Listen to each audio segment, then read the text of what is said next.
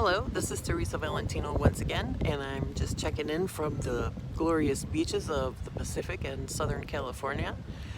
And I just wanted to take this opportunity to make a little video to explain what I learned about my last little bout of depression.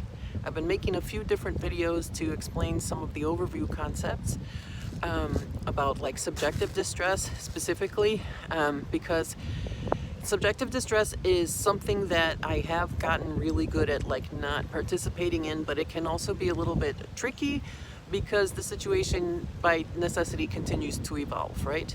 So the things to be distressed about, and it's just kind of one of those things where you have to keep your equilibrium, you have to, stay on your toes, sort of.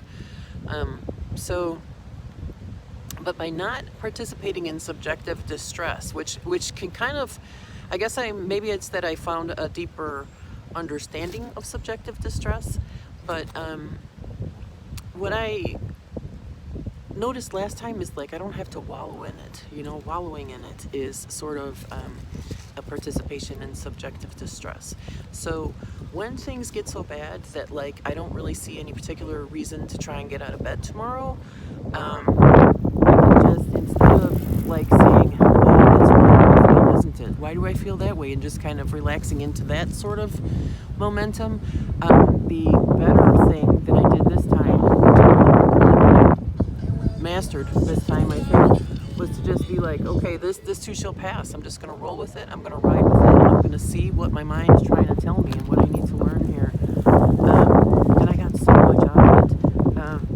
Basically, I saw, as I mentioned in another video, that it's really cyclical in nature, and I'm very influenced by the moon. I have an astrology blog, and the moon is influential in my chart, and now I'm starting to think about that too, that when people who are very moon-oriented may tend to have more cycles, more like the moon and like periods and stuff, where that can also be on a mental health basis.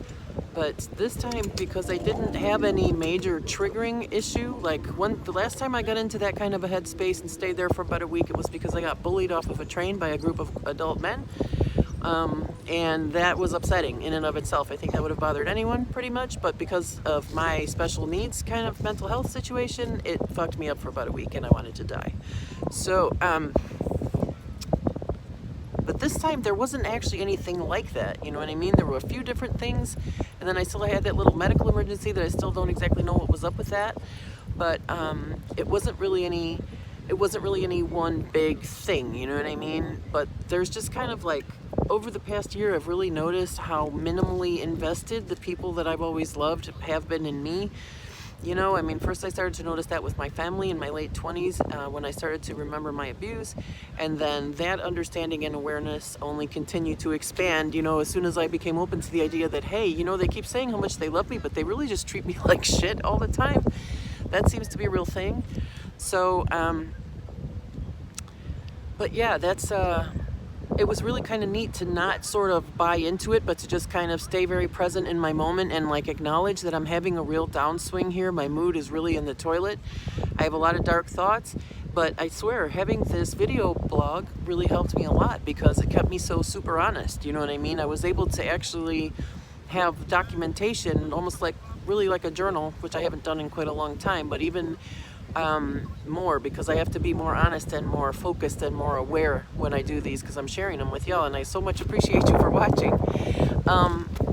But yeah, so I feel so much better now that I was able to come out of my little hidey hole, and you can see where I'm at in lovely Southern California, and there's just people enjoying themselves in a lot of different ways, and I'm one of them, sitting here hanging out with y'all. But so what I noticed the last time with that last little bout was that first it started with me being kind of discombobulated, where I couldn't focus enough to maintain my email communications and stuff. I just couldn't do a damn thing except kind of keep myself and my home clean and keep myself fed and stop things from going off the rails in my life, basically. And then that sort of morphed into like being really kind of angry and out of it and resentful and having different things that didn't sit well with me a long time ago sort of coming up to the front again. Then these can be sometimes like smaller things, like a lady that I applied for a job at a Buddhist center. I'm going to do a separate video about that because it's kind of a whole story. But just different things like that where it wasn't really a big deal. I applied for a job and the lady kind of blew me off, and I really needed the job and wish I would have gotten it, and it kind of sucked. But that's another, it's all just grist for the mill. But so it was just little small stuff like that. And then the really interesting thing I noticed about this last little adventure was, oh shoot, it just left my mind just that fast because I'm out here at the pretty beach and I was looking at this beautiful building. Look. Isn't that kind of nice? Wouldn't you love to live over there? I really learned a lot by not flipping out and by letting things happen. Oh, here's what it was. I have a lot of little things that I don't know how to explain. I see things, I hear and feel things, sometimes I smell things, and this is pretty much all the time. It's very, very distracting, and it's stuff can just kind of come into my head, and I have to just have an active process of pushing a lot of extraneous input from my brain just out so that I can focus on what I need to do, purchase my groceries, what have you, that sort of thing. And so sometimes when I have these sort of persistent thoughts, I would put them below the level of an actual flashback. They're just sort of intrusive thoughts or memories, and I often don't know if they are memories or just ideas or images, or if they're real or not, if they're dreams. Sometimes I don't remember if I hallucinated something or if it was in a dream. But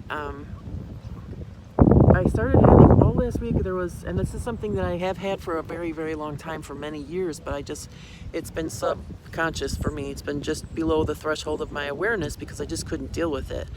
But that was sort of I couldn't tell if it was a feeling or a sound, but it was just like feet and fists falling on soft flesh.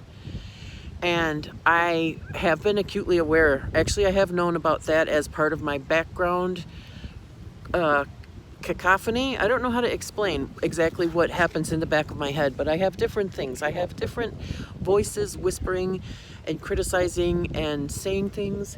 Then sometimes I will actually see like holograms of like a scene. Sometimes it's a picture says 1,000 words. Sometimes it feels like a memory. Sometimes I'll hear something, as I said, sometimes I'll smell something, or I'll have a physical sensation that feels weird. It can be just a lot of different things. But that thing of like feet and fists falling on flesh, feet and fists falling on flesh, that's 4 F's. Shit, it's a 4-letter F word.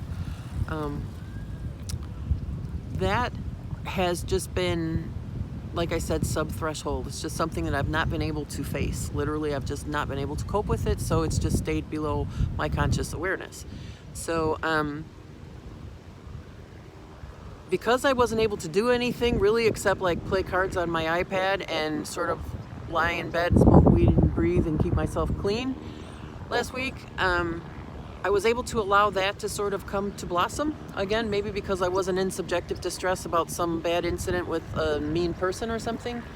But that was able to come to the forefront, and I realized, I thought about all the different things. For a long time, I felt like that was me kicking and pummeling someone. You know what I mean? That's why I was afraid to face that, because I felt like I was the guilty one who had beaten and kicked someone.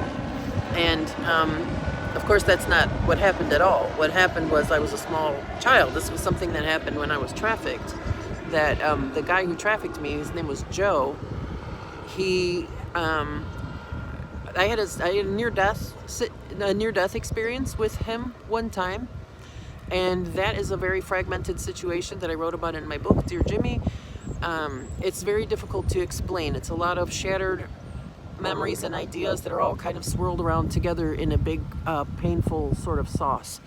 So, but what I realized this time was that before the incident where I actually died, there were 2 perpetrators who may have been brothers, or they seemed similar, or to be working in concert together somehow. And I was on the floor naked, and they were both kicking and punching me before the actual rape started. And Joe was not participating in that, but he was standing off to one side of the room, at least at the part that I remember. Because you gotta know that whole thing of last week and of being shut down for almost a month and of having to deal with this suicidal ideation and everything else, like my reward for all that effort was that I now understand most of what happened in about a 5-second period of time, like who was in the room and etc. So, but it's not even complete by any stretch of the imagination. It's really not enough for me to work with, but it does connect some dots back to what I do remember about the actual moment that I died and then the actual moment that I came back. So it's just more information that helps me piece things together, and that's pretty cool. So that's the thing. I can start, it sort of allowed me to have more of a 1,000-mile view of this, I guess, to not be so sucked into the emotional response of it. And it was nice because now I might just start to think of it that when this happens, I might just think of it that I need a little bit of downtime, you know what I mean? I need a little break to process things, rest and relax, and then I can just know that it'll pass, you know what I mean? I don't have to worry about how am I going to motivate to keep getting myself out of bed, because I know that in a few days it'll be like a period. I'll just start thinking of it as like a period, except worse, it's like herpes, because it's just really kind of just debilitating and you feel like shit and it's kind of humiliating and you don't want to talk about it really. But again, let me just say that having this blog and having this ability to share with people in my process and my experience, it opens up a whole new world for me. When I was feeling really fucked up last week, my neighbor children were just a heavenly blessing from beyond. I mean, I already know that they are. I already call them my little angels. I call them little monsters, little angels. But they really are my lifesavers. They just bring me joy in a way that I can't even explain. And that's got to be a whole separate video too, because their parents do not like me. They're racists and they judge me because they're kind of wealthy Mexicans. You know who's really a bunch of fucking scumbags? Wealthy Mexicans. Talk about assholes. So,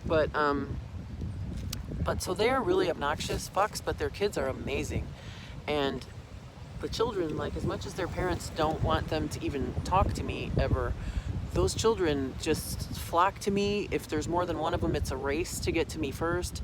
They run up, I leave the doors open for ventilation, so I just have the screen door in front, and they run up to my screen door and stick their little heads under my curtain and go, hi, hi, hi, which just makes my day. And I hear their parents, get away from there, come away from there, you know what I mean? And so I'm mindful of not being naked walking around, because they will do that sometimes. But good God, it's worth never being naked again. I would have clothes on every second of the rest of my life if I could just continue to have toddlers poke their little faces in just to check if they can see me and say, hi, hi.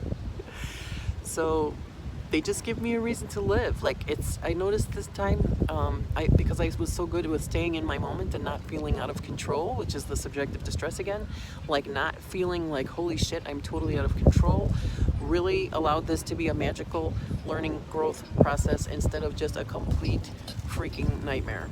So that's what I would recommend.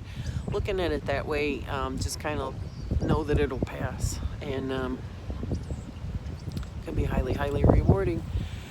But I noticed that, like, I would be lying in bed thinking about different things that have happened, putting things together, wishing things had not happened, wishing people could just stop being assholes for a minute.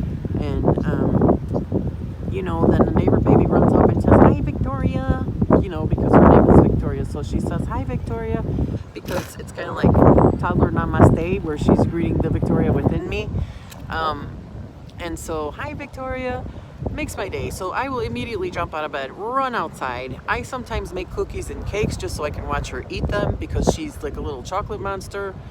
I like the sound of their laughing. I like the sound of their crying. I like everything about them. So, because when they cry, nothing is wrong. You know what I mean?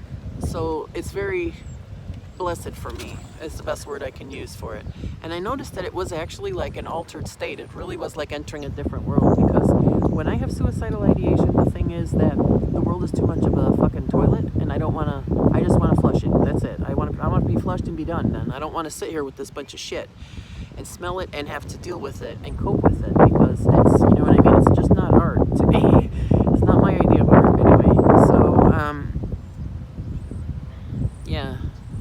Kids, they live on a different world. They live on a definitely different and better planet that is certainly more worthwhile, that I would go to anytime, and that I hope I can stay in.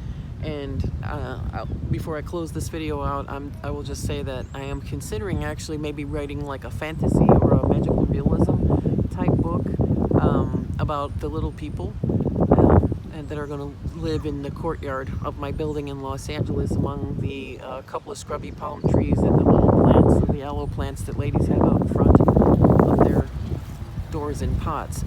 But, you know, make it like as if they're leprechauns, but they're actually the toddlers that live in my building. We have probably 5 or 6 of them, and I live for them. Anyway, so that's how I got through the darkest of times last week.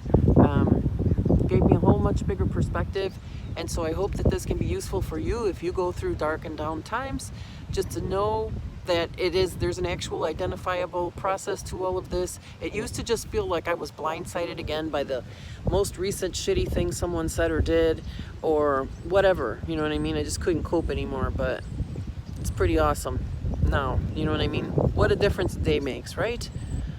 All right, you guys, thank you for checking in. My name again is Teresa Valentino. Check out my blog at teresavalentino.com. Please rate, comment, like, and subscribe, and I'll see you soon.